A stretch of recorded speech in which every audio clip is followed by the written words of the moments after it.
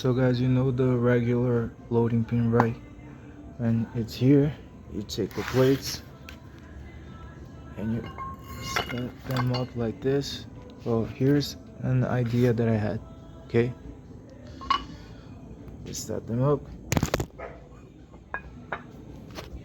Here's an idea that I had. A loading pin made with a chain and two carabiners like this. Okay, here's what you do. Okay, you have two plates, and first of all, you're gonna go take this chain, put it through the first one. Okay,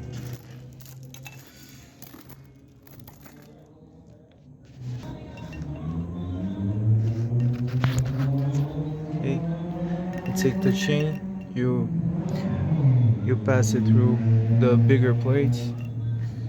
You put the carabiner right here, the first one right here. Boom. Now what you do is you put the second one in here. Okay, a second.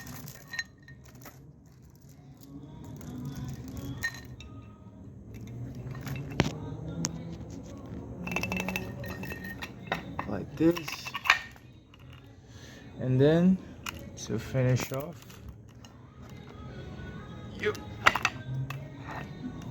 get the carabiner right here.